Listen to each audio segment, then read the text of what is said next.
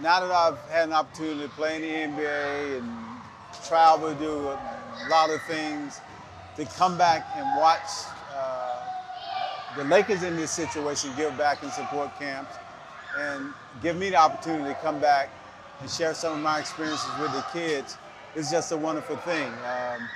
When merely showing up can be life-changing for some kids, that's really an easy thing, easy price for me to pay.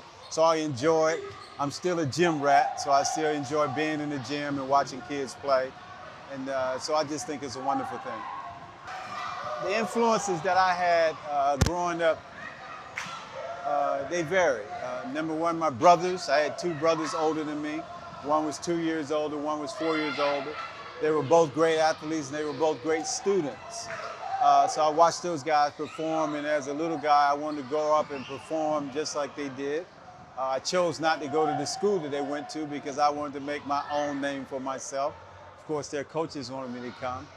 I think the other great influencer, it was in my house, my mom. I just watched how my mom was as a person with the family, with all of us.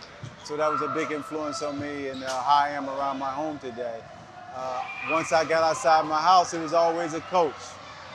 My high school coach started me when I was in about the 8th grade.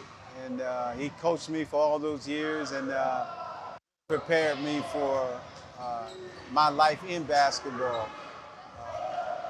Beat us up fundamentally, worked us to death, ingrained in us that we couldn't be as good as somebody we was competing with. We had to be twice as good as somebody. So when I went to college and I was competing for a job, I didn't want to just play as good as the guy. I wanted to dominate the guy. So I wanted to make sure that I had opportunity to play. So just varied influence. And then as I got to college, different guys, and even in my adult life. My advice to any student athlete is, number one, is student athlete.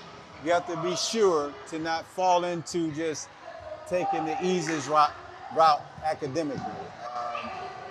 I can tell you many stories about players that were on their way to sign contracts that had injuries. Those contracts were pulled off the table. Or great players that had terrible injuries during their college career. With great players that got into the NBA, they had terrible accidents and just ended their careers.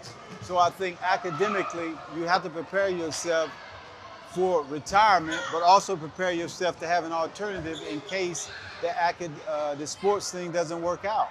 So I tell all kids, you have to be a student athlete. Take your education serious, be as dedicated in the classroom as you are in preparing for your sport and once on the field and in the court. If somebody asks me, what does it mean being an American baller? For me, man, I grew up in the 60s and the 70s. Someone that grew up in the playgrounds, that played in these situations, didn't have the opportunity that these kids had. And sports was one of the 2 or 3 ways we had to get out of those economic situations we were in. A lot of my friends went in the military to get the VA scholarships and went through college.